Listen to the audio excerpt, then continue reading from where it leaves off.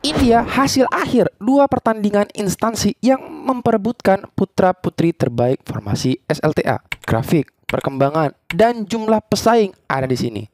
Satu lagi, ternyata banyak yang gagal bro di seleksi administrasi ini. Wah. Mau tahu seperti apa? Yuk, mari kita bahas di sini.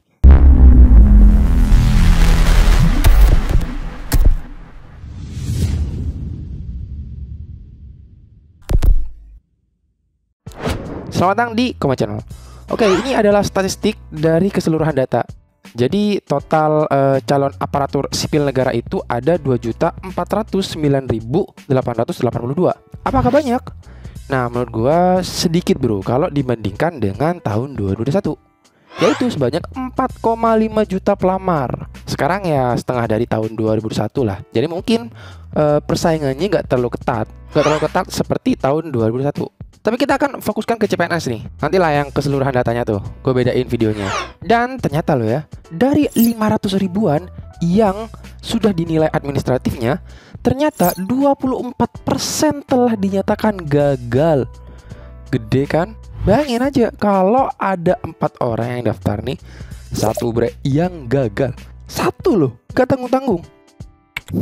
Jadi keinget video surat lamaran yang gue buat ya. Peace. Gue udah berdamai sama lu kejaksaan. Jadi kita udah gak ada masalah lagi kan. Tapi ini masih 500 ribuan yang dinilai. Belum semuanya. Kan masih ada yang belum dinilai tuh. Ada 444.897 orang. Ya menurut gue lu banyak-banyak berdoa aja lah ya. Semoga tanggal 15 sampai 18 Oktober 2003 dapat kabar gembira. Oke, ini dia 5 pendaftar terbanyak di CPNS tahun 2003.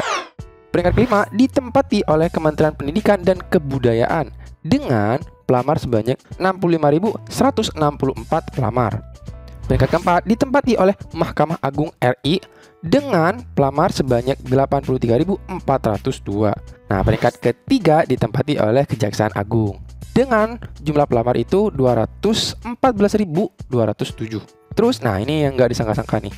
Peringkat keduanya ditempati oleh Setjen Komisi Pemberantasan Korupsi dengan pelamar sebanyak 222.627 pelamar. Dan yang pertama, peringkat pertama, Kementerian Hukum dan Hak Asasi Manusia atau Kemenkumham. Itu dengan pelamar sebanyak 231.109 pelamar. Oke, nah kita masuk ke statistik pelamar dari dua instansi dengan pengambilan formasi SLTA terbanyak. Siapa lagi kalau bukan Kemenkumham dan Kejaksaan. Prediksi gue salah ya. Di video ini gue memprediksikan Kejaksaan nomor 2. Salah ternyata bre. Ternyata nomor 3. Gak sangka tuh Sekjen Komisi Pemberantasan Korupsi bisa menempati nomor 2. Padahal gak sebanding kalau misalkan kita bandingkan dengan jumlah formasi yang dibutuhkan.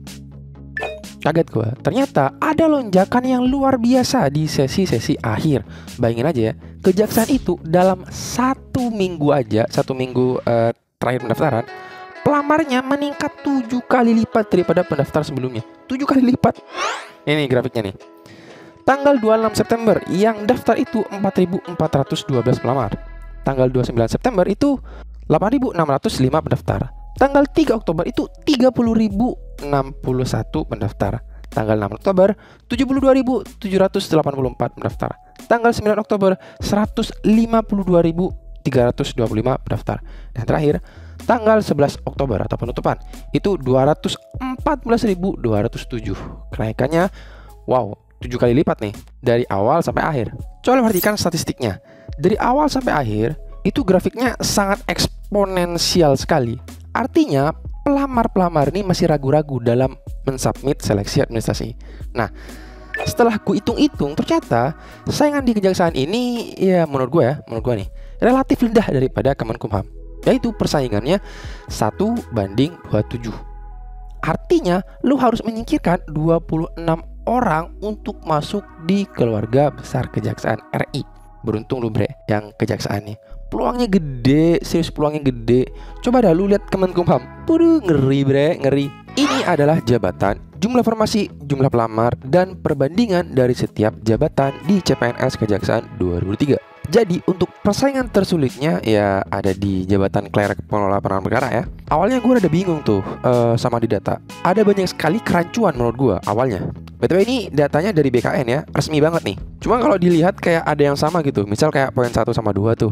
Tapi setelah gue cross check, itu perbedaannya hanya di pelamar umum, disabilitas, sama Papua. Ya sama lah dengan jumlah formasi yang ada di pengumuman kejaksaan. Jadi jangan bingung-bingung sama tuh data.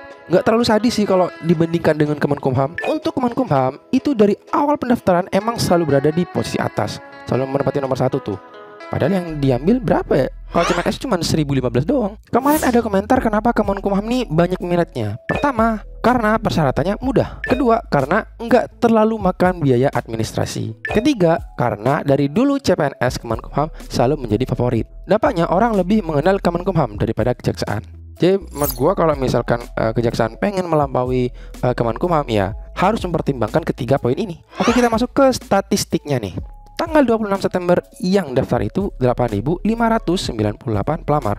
Tanggal 29 September itu 15.097 pelamar. Tanggal 3 Oktober itu 42.545 pelamar.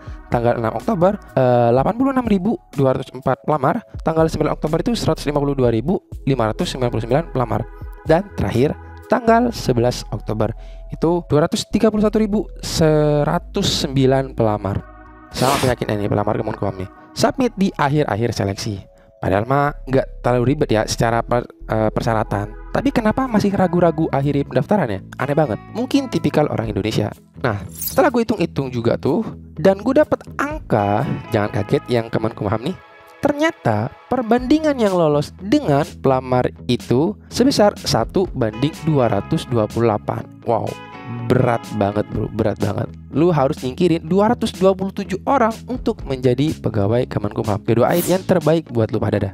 Dan ini dia saingan lu di CPNS Kemenkumham per provinsi. Nah kalau ini mah jelas berapa jumlah pesaing pria dan wanita. BTW hati-hati loh untuk yang jabatan penjaga tahanan wanita, tepatnya di Provinsi Sumatera Utara. Jumlah kebutuhan formasi hanya 3 orang, tapi pendaftarnya 6.293. Kalau gua udah nyerah. Itu perbandingannya 1:2098.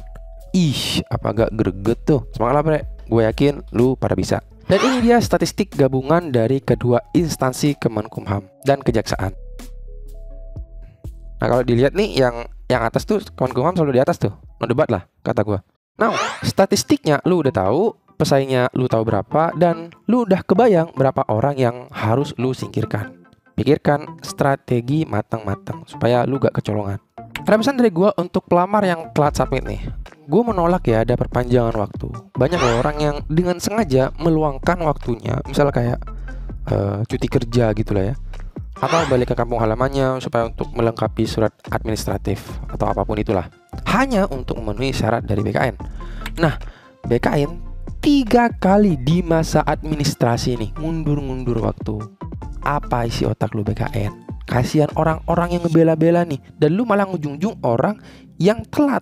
Menurut gue ini gak fair. BKN tuh seakan-akan menampakkan dirinya kalau pegawai negara tuh boleh gak disiplin, boleh telat, boleh tidak konsisten.